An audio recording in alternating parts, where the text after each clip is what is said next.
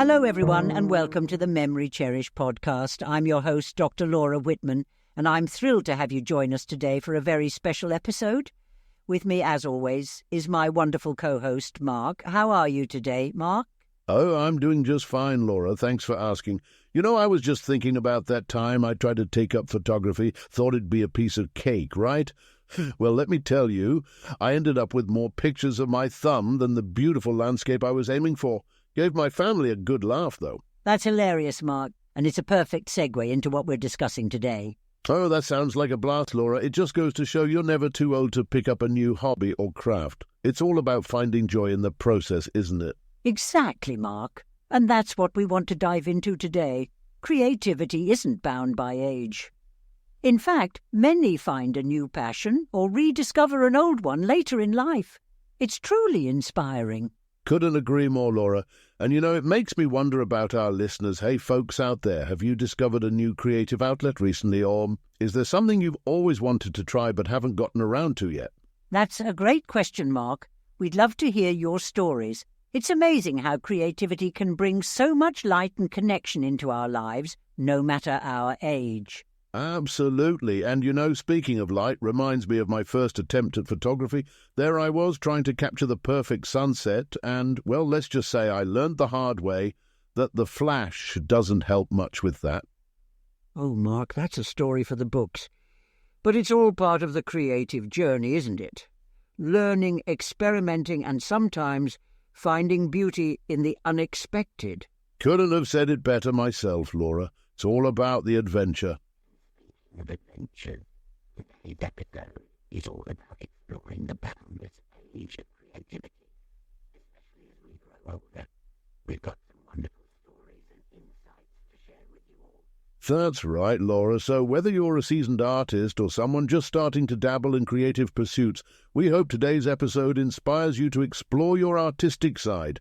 Let's dive in. Kicking off our first segment, we're diving into unleashing creative potential in our senior years. You know, Mark, there's a common misconception that creativity dims with age, but we've seen time and again that's just not the case. Oh, absolutely, Laura. I've met folks in their 70s and 80s, even 90s, picking up a paintbrush or a camera for the first time and creating some of the most heartfelt and beautiful pieces you could imagine. It's like they're saying, age? What age? I'm just getting started. It's truly heartwarming, Mark, and it goes to show creativity doesn't retire. In fact, for many, it's a time of life when they can finally express themselves freely without the constraints of a 9-to-5 job or raising a family. Exactly, Laura. It's like they've got this vast ocean of life experiences to draw from, which just adds so much depth and emotion to their art. Take my friend Linda, for example. She started painting in her late 60s. And her work, I tell you, it's like she's telling the story of her life on canvas, huh?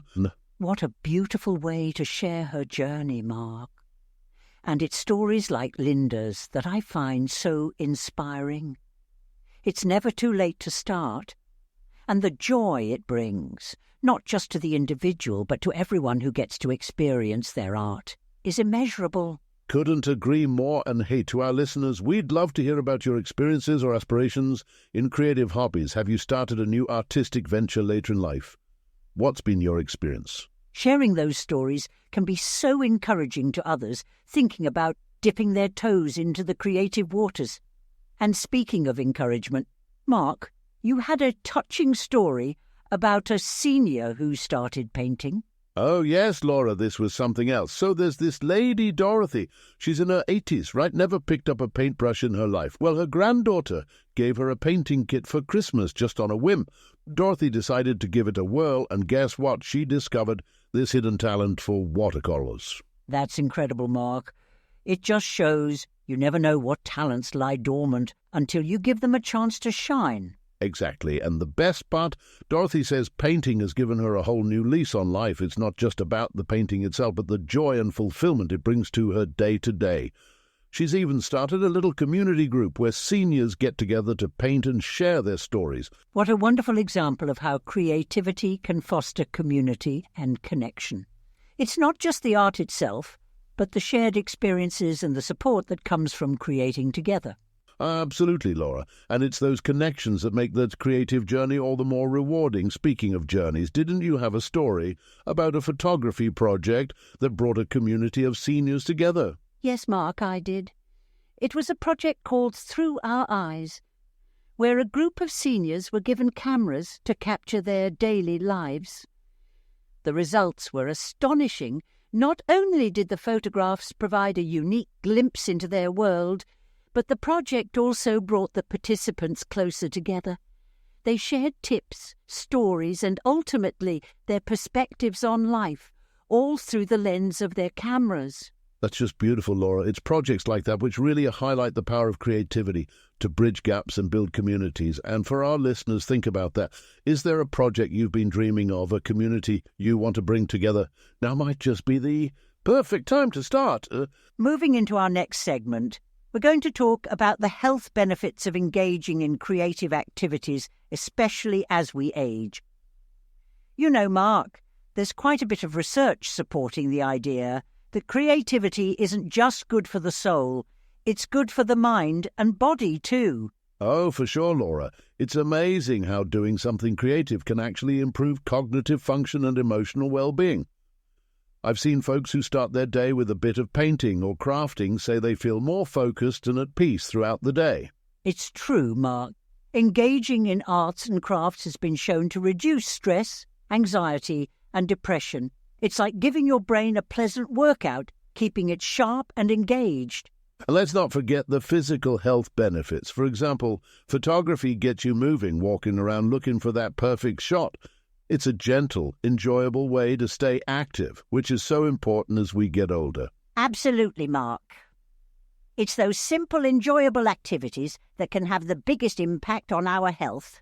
And for our listeners, we'd love for you to reflect on how creative pursuits have impacted your health or well-being. Have you noticed any changes since taking up a new hobby? Great point, Laura. And speaking of personal impacts, you had a story about art's therapeutic effects during a challenging time, right? Yes, I did, Mark. A few years ago, I went through a particularly tough period, and I found solace in writing poetry.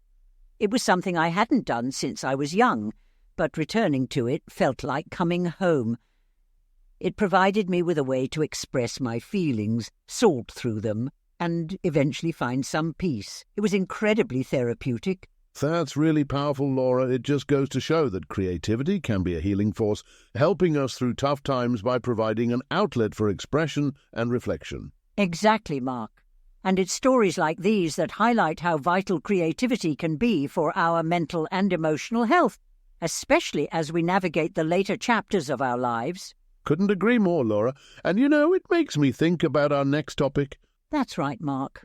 Photography allows us to preserve memories, share stories, and connect with others across generations.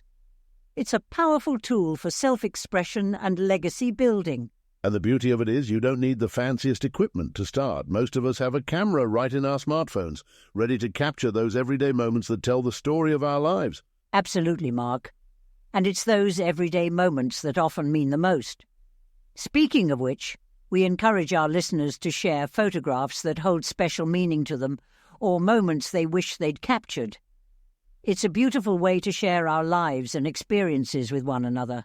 That's a great call to action, Laura. And you know, talking about capturing moments, I've got a bit of a humorous fail that turned into a cherished memory. There I was, trying to capture the perfect family photo at a reunion, you know, one of those where everyone looks happy and nobody's blinking. I can already tell this is going to be good, Mark. Well, just as I snapped the photo, my cousin's dog decided to jump into the frame, knocking over the camera tripod. The picture came out with everyone laughing or in shock, and the dog right in the centre, looking proud as could be. Initially, I was bummed about not getting that perfect shot. But, looking back, it's one of my favourite photos.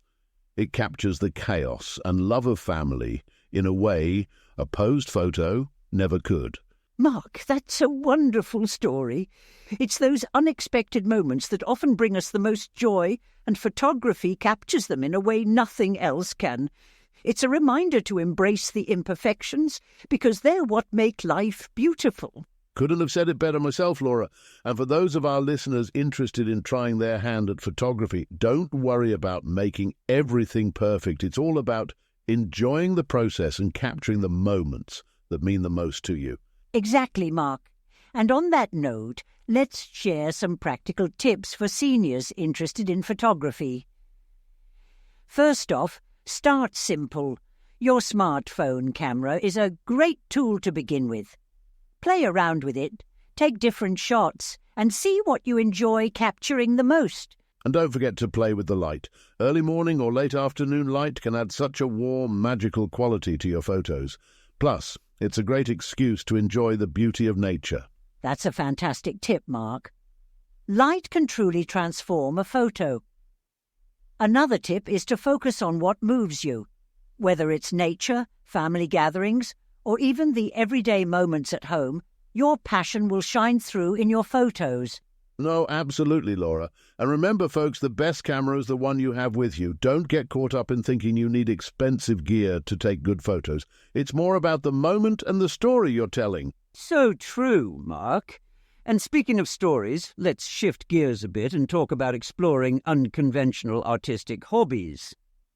There's a whole world of art forms out there beyond painting and photography, like digital art, pottery, and textile arts, just to name a few.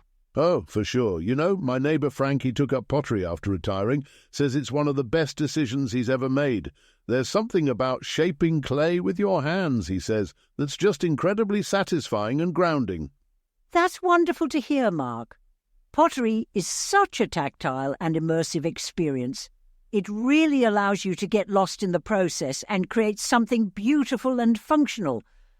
And digital art, on the other hand, opens up a whole new realm of creativity with endless possibilities. Yeah, digital art is fascinating. You can experiment with styles and techniques that would be impossible or incredibly time-consuming in traditional mediums. Plus, you can hit the undo button, which, let me tell you, is a feature I wish I had in other areas of life. Wouldn't that be nice? And for our listeners, we encourage you to think outside the box and share any unique hobbies you've explored or want to try. The world of art is vast and varied, and there's something out there for everyone. Sure, you got that right, Laura. And speaking of unique journeys, didn't you have a story about a senior's journey into digital art? I did. Mark. There was a gentleman, Robert, who had been a traditional painter for years. As his eyesight began to decline, he thought he'd have to give up his passion, but then he discovered digital art. With the ability to zoom in and adjust his workspace, he was able to continue creating, exploring new styles and techniques along the way. It opened up a new chapter in his artistic life, one he never expected but has grown to love. That's incredibly inspiring, Laura. It just goes to show sometimes the challenges we face can lead us to new discoveries and passions we never knew we had. Exactly, Mark. And speaking of discoveries, you had a story about a woodworking class for seniors. Yeah, Laura, that's a heartwarming one. So there's this community centre that started offering woodworking classes specifically for seniors. It was a hit from the get-go. People from all walks of life came together, learning from each other and creating everything from birdhouses to beautifully carved furniture. What a fantastic way to bring people together, Mark. And woodworking is such a rewarding hobby, offering both the satisfaction of creating something with your hands and the opportunity to learn and grow no matter your age. Absolutely, Laura. And the friendships that formed in that class, they're just as strong as the wood they're carving. Goes to show, when you share a passion and work on projects together, it's not just the art you're creating, it's the community. So true, Mark. And for our listeners, remember, it's never too late to try something new, whether it's woodworking, digital art, or any other form of creative expression. There are opportunities and communities out there waiting for you to join. And speaking of communities, that leads us to our next topic.